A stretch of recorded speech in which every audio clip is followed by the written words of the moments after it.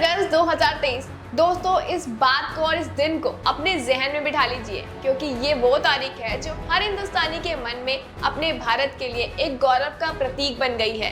क्योंकि 23 अगस्त 2023 के ही दिन हमारे भारत ने अपने लिए एक माइलस्टोन अचीव कर लिया है।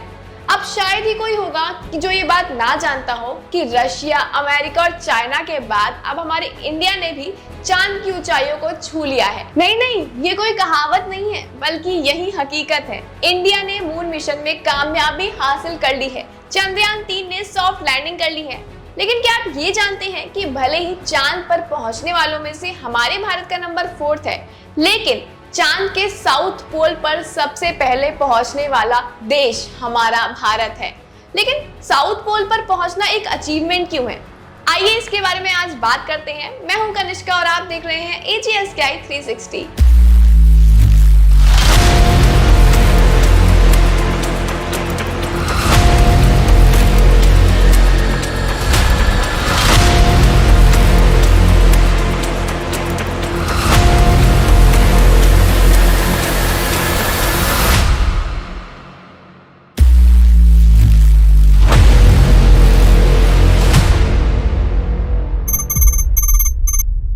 मैनकाइंड की हिस्ट्री में पहला ऐसा देश है हमारा इंडिया जो मून के साउथ पोल पर पहुंचा है।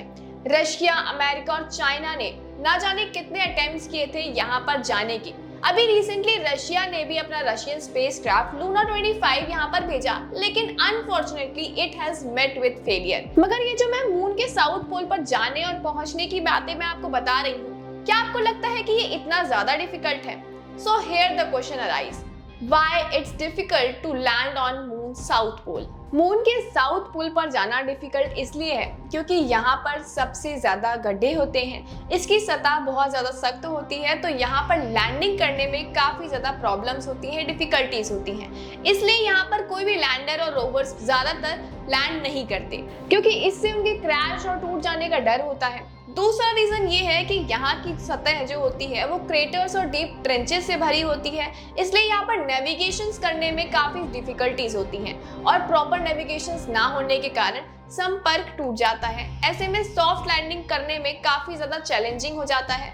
अब सवाल ये उठता है कि जब मून के साउथ पोल पर जाने में इतने ज्यादा रिस्क हैं, तो अलग अलग देश यहाँ पर जाने के अटेम्प्ट्स क्यों कर रहे हैं, यहाँ पर पैसे और एफर्ट्स क्यों लगा रहे हैं? तो इसका एक रीजन ये भी है कि मून के साउथ पोल पर आइस वाटर डिटेक्ट हुआ है। अब आप सोच रहे होंगे, जब इंडिया ही पहली बार मून के साउथ पोल पर लैंड करा है और वहां पहुंचा है, तो ये बात पता कैसे चली? आइस वाटर होने का हिंट मिला कैसे? दरअसल इससे पहले जो स्पेसक्राफ्ट वहां गए और क्रैश हुए, उनके ऊपर वाटर की ड्रॉपलेट्स डिटेक्ट हुई हैं। चांद की मिट्टी में नमी होने की आशंका जताई जा रही थी। लेकिन अगर वहां पर आइस वाटर सच में है, तो ये हमारे लिए खुशी की बात हो सकती है और ये हमारी काफी चीजों में हेल्प भी कर सकती है। पोटेंशियल एक्सपीडिशंस को बनाए रखा जा सकता है। इन्वेस्टिगेशन के दौरान यूज होने वाले इक्विपमेंट्स को ठंडा रखने में ये पानी हेल्प कर सकता है और इस पानी से एनवायरनमेंट भी हैबिटेबल बन सकता है। सिर्फ इतना ही नहीं, फ्यूल, ऑक्सीजन और पीने का पानी प्रोड्यूस करने में भी ये हमारी हेल्प कर सकता है और मून पर परमानेंट बेस एस्टैब्लिश करने में भी ये हमारी काफी मदद कर सकता है।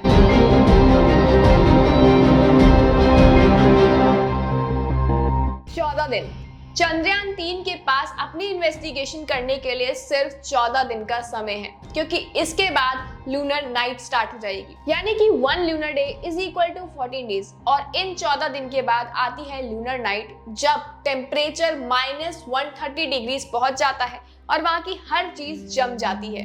और ऐसे में चंद्रयान 3 को सिर्फ लूनर डे के लिए बनाया गया है। लूनर नाइट में ये चीज काम नहीं करने वाली। इसलिए अगर चंद्रयान 3 23 या 24 अगस्त को सॉफ्ट लैंडिंग नहीं करता, तो इसरो ने बताया था कि वो सितंबर तक रुकते और अगले महीने इसे लैंड करवाते। अब जरा पास्ट में नजर डाल लेते हैं चंद्रयान 1 की ओर। चंद्रयान 1 एक लैंडिंग मिशन था, तो वहीं चंद्रयान 2 और 3 रोवर मिशन है। अब आप सोच रहे होंगे, ये लैंडिंग मिशन और रोवर मिशन है क्या?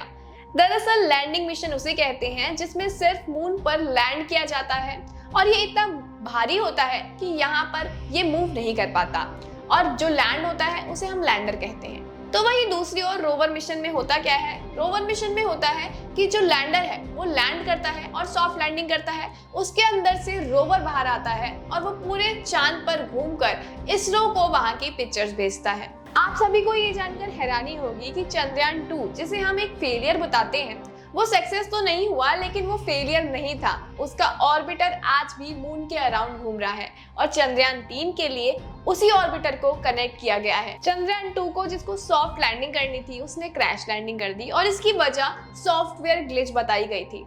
चंद्रयान 3 को भी उसी तरह बनाया गया है, लेकिन काफी सारे न्यू मॉडिफिकेशंस के साथ और अपग्रेडेशन के साथ इसे वहां भेजा गया और ये अटेम्प्ट सक्सेसफुल साबित हुआ है। चंद्रयान 1 के लैंडिंग पॉइंट का नाम रखा गया था जवाहर स्थल और चंद्रयान 2 के क्रैशिंग पॉइंट का नाम रखा था तिरंगा। अब हमारे मोदी जी ने चंद्रयान 3 का नाम भी सोच लिया है। जैसा कि आप सभी जानते हैं, इस लैंडिंग पॉइंट का नाम है शिव शक्ति। अब इसरो ने सन मिशन की तैयारियां भी शुरू कर दी हैं और इसकी लॉन्च डेट भी आ गई है 2 सितंबर 2023। इस सोलर स्पेस मिशन को करने वाला हमारा देश सबसे पहला देश होगा और इसी के साथ इसका बजट होगा 400 करोड़। इसमें सैटेलाइट का नाम है आदित्य L1। अगर हम बात कर ही रहे हैं बजट की, तो जरा एक बार चंद्रयान 3 के बजट की ओर नजर डाल लेते हैं। 600 करोड़ का बजट लगा था चंद्रयान 3 के लिए, जो कि काफी कम है चंद्रयान 2 का।